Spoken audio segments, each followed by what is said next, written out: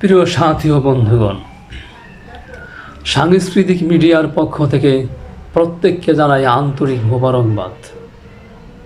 আজকে আমাদের আলোচনার বিষয় হলো ইসলামী আন্দোলন বাংলাদেশ ও জামাতের সফলতা ও ব্যর্থতা। যারাই আমার এই ভিডিও দেখছেন বা দেখবেন, প্রত্যেককে জানাই আমি ইসমাইল হোসেনের পক্ষ থেকে আন্তরিক মোবারকবাদ। প্রিয় সাথী ও বন্ধুগণ, মূল আলোচনার আগে যেতে চাই একটু পিছনে। বাংলাদেশের একজন সাংবাদিক তুরস্ক থাকেন। ত্রয়োদশ জাতীয় সংসদ নির্বাচনের আগে জামাতের একজন প্রতিনিধি হয়তোবা গিয়েছিলেন তুরস্ক রাষ্ট্রীয় সফরে। সেই সময় ওই জামাতের প্রতিনিধির সাথে সাক্ষাৎ হয় তুরস্কে সেই বসবাসরত বাংলাদেশের সাংবাদিকের সাথে। তখন জামাতের সেই প্রতিনিধি সাংবাদিককে একটি ধারণা দেয় জামাত কেমনি কাজ করছে, তাদের লক্ষ্য, উদ্দেশ্য, কর্মসূচি, বৈশিষ্ট্য, তারা আগামীতে কীভাবে ক্ষমতা আসবে, কীভাবে অর্থনীতি সমৃদ্ধশীল করবে, তার একটি ধারণা দেয়। তিনি তারপর থেকে জামাতের প্রতি ঝুঁকে পড়েন, পরপর আপলোড করেন বেশ কয়েকটি ভিডিও। ত্রয়োদশ জাতীয় সংসদ নির্বাচনের পরে হয়তোবা গতকালকে একটি ভিডিও আপলোড করছেন সেই সাংবাদিক। সেইখানে তিনি জামাতের অনেক সফলতা তুলে ধরছেন, পাশাপাশি ইসলামী আন্দোলন বাংলাদেশকে তিনি ব্যর্থতা হিসেবে উল্লেখ করছেন। তিনি বলেন, আমরা আগেই বলেছিলাম ইসলামী আন্দোলন বাংলাদেশ একটি আসন বা দুটি আসন পাবে। একটি আসন পেয়েছে বরগুনা 1। হ্যাঁ ভাই, আপনি তো ভাবছেন একটি বা দুটি আসন পাবে, কিন্তু যুক্তরাষ্ট্র থাকে বাংলাদেশের একজন সাংবাদিক, তিনি তো বলছেন ইসলামী আন্দোলন বাংলাদেশ যদি একটি আসন পায়, একটি, তবে আমি সেই দিনই ইসলামী আন্দোলন বাংলাদেশের আমিরের কাছে সরি বলবো, ক্ষমা চাই। কিন্তু কবে তিনি ফোন দিবেন আর কবে ক্ষমা চাইবেন, কবে সরি বলবেন?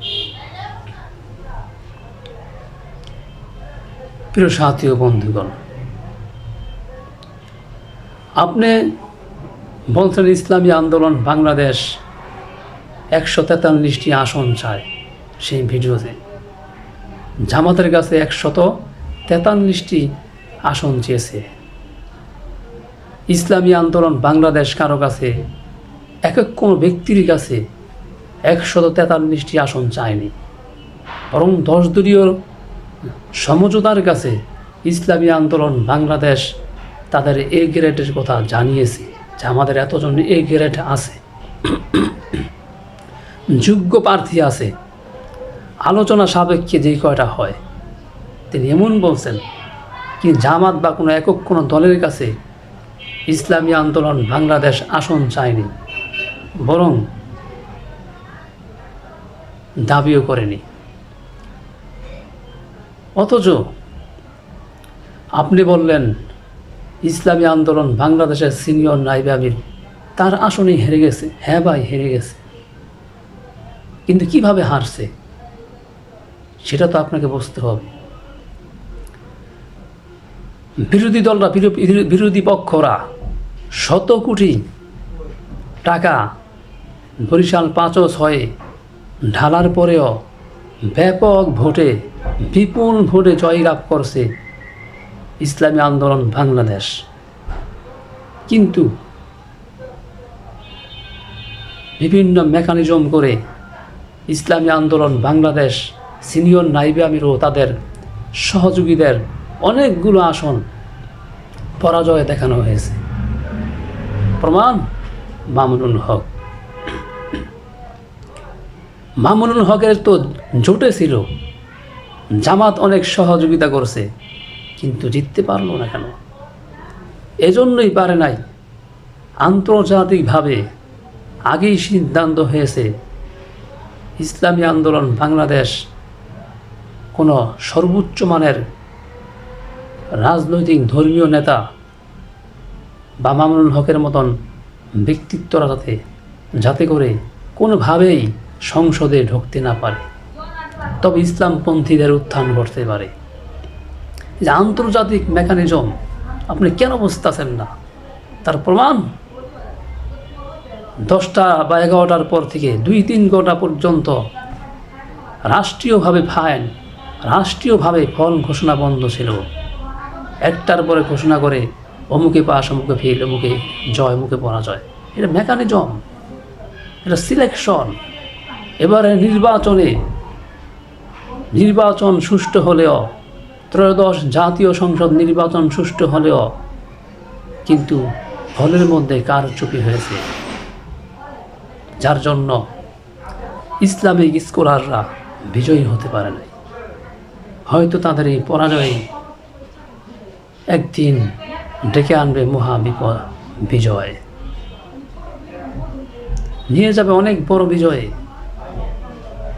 কিন্তু আপনি যেহেতু জামাত ইসলামের অনেক সাফল্যের কথা সেই ভিডিওতে উল্লেখ করছেন, জামাত ইসলাম অনেকগুলো আসন পেয়েছে, বিরোধী শক্তিশালী দল হয়েছে, এই হয়েছে সেই হয়েছে, জামাতের জোটে ইসলামী আন্দোলন আসলে অনেক সফলতা আসতো, এখন ব্যর্থ হয়েছে।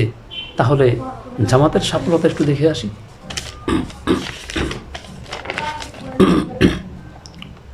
1991-তে জামাত শিবির নির্বাচন করে মাত্র আসন পেয়েছে 18টি।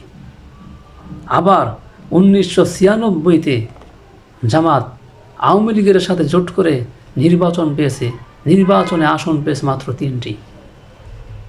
2001 সালে আওয়ামী লীগ ছেড়ে 4 দলীয় জোটের সাথে জোট করে নির্বাচন করে আসন পেয়েছে 17টি। আবার 2008-এ 4 দলীয় বিএনপি জোটের সাথে জোট করে আসন পেয়েছে মাত্র 2টি। 91-তে 18টি, 96-তে 3টি, 2001-এ 17টি, 18-তে 2টি, আবার 2026-এ 68টি। আগামীতে আবার নাও পেতে পারে। 26-এর নির্বাচনে 68টি পেয়েছে, আগামী নির্বাচনে নাও পেতে পারে। আর পেলেই বা 100 পেল বা 200 পেলেই, সরকার গঠন করলেই তো বিজয় হওয়া যায় না। এটার নাম তো বিজয় না।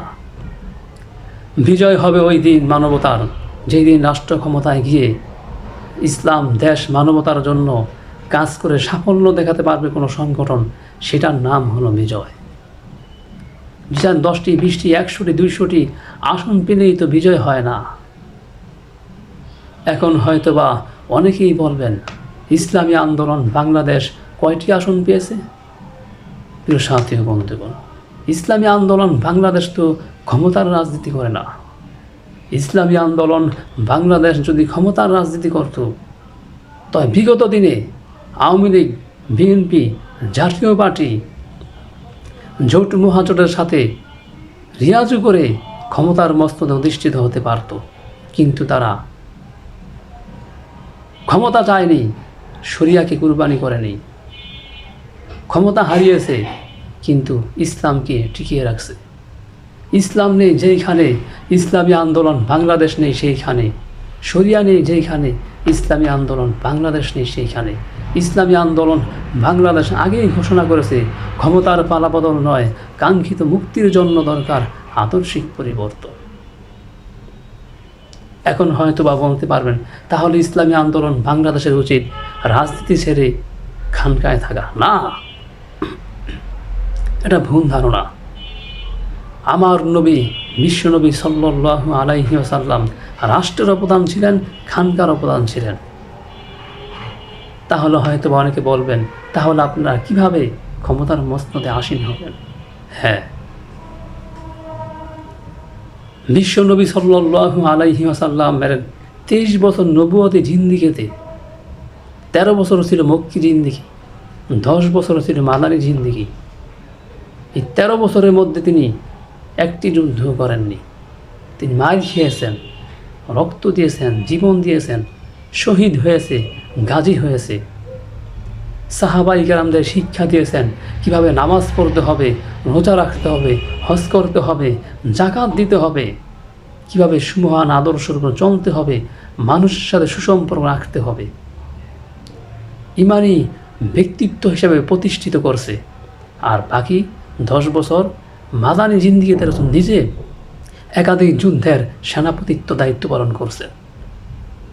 যুদ্ধ আর যুদ্ধ, সংগ্রাম আর সংগ্রাম করছে।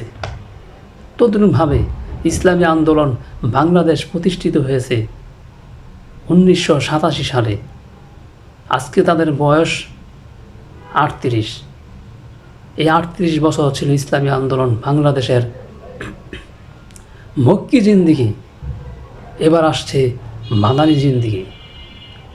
এখন থেকে শুরু ইসলামী আন্দোলন বাংলাদেশের মাদানী জিন্দিগি। খেলা হবে আগামী জাতীয় সংসদ নির্বাচনে। অথচ যারা 1941 সালে প্রতিষ্ঠিত হলো, সেই জামাত 84 বছরে আজ পর্যন্ত ক্ষমতার মসনদে আসীন হতে পারেনি, ক্ষমতার মসনদে অধিষ্ঠিত হতে পারেনি। অথচ ইসলামী আন্দোলন বাংলাদেশ এত অল্প সময়তে তাদের অর্ধেকের চেয়েও বয়স কম সংগঠনের তার অনেক গুণ আগিয়েছে। এখন হয়তো বা অনেকে বলতে পারবেন ইসলামী আন্দোলন বাংলাদেশ তো 1টি আসন পেয়েছে। হ্যাঁ ভাই, ইসলামী আন্দোলন বাংলাদেশ 1টি আসন পেয়েছে, বরগুনা 1। কিন্তু ইসলামী আন্দোলন বাংলাদেশের এই 1টি আসন তাগুতিদের 300 আসনের চেয়েও মূল্য বেশি। ইসলামী আন্দোলন বাংলাদেশ আসন হারিয়েছে, ক্ষমতা হারিয়েছে, কিন্তু ইসলামের সুমহান আদর্শকে বিপর্যয় দেয়নি, শরিয়াকে কুরবানি করেনি। আর তোমরা তো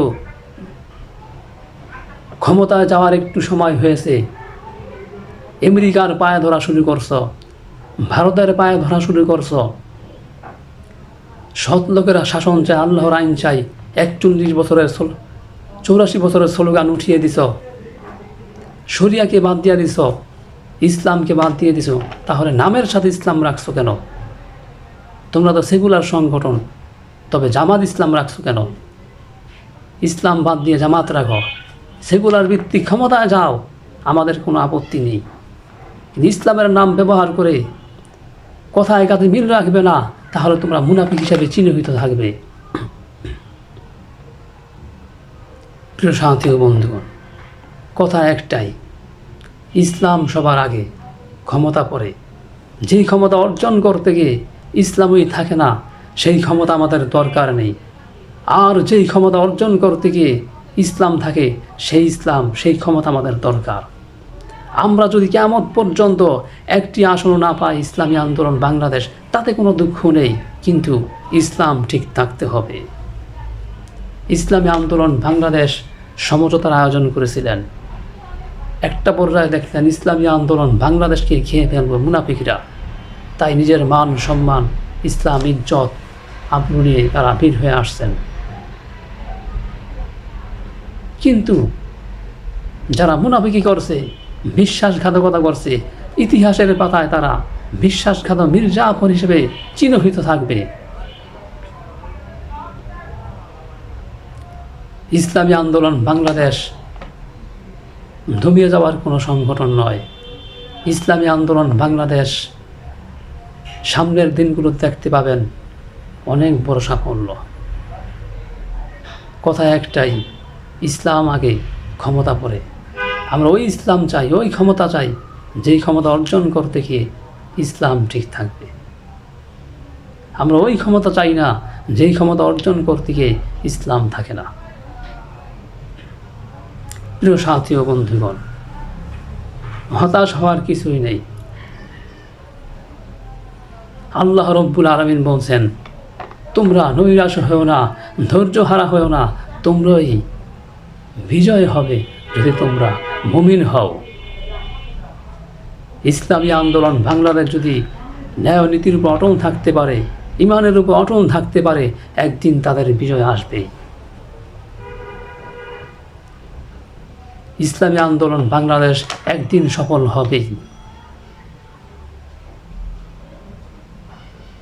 প্রিয় সাথী ও বন্ধুগণ, তাহলে আমরা বুঝতে পেলাম মেকানিজম করে ইসলামী আন্দোলন বাংলাদেশের সিনিয়র নাইবে আমির ও তাদের সহযোগীদের হারিয়েছে, মামুনুল হককে হারিয়েছে, যাতে করে এদেশের সংসদে কোনো সর্বোচ্চ মানের কোনো মুফাসসির কোরআন স্কলার আসতে না পারে। যদি আসে, সংসদের মধ্যে ঢুকে পড়ে জাতীয় কোনো আলেম, তবে ইসলামপন্থীদের উত্থান ঘটবে। এজন্যই বাহিরের চক্রান্তে, আন্তর্জাতিক ষড়যন্ত্রে এই মহান মহান ব্যক্তিত্বকে সংসদে আসতে দেয়নি। বিজয়ের পরও তাদেরকে পরাজয় দেখানো হয়েছে। প্রিয় সাথী ও বন্ধুগণ, হতাশ হওয়ার কিছুই নেই। আমাদের সংঘবদ্ধভাবে ইসলামের জন্য, দেশের জন্য, মানবতার জন্য কাজ করতে হবে। আজকের জন্য এখানেই সমাপ্তি করছি। আল্লাহ হাফেজ।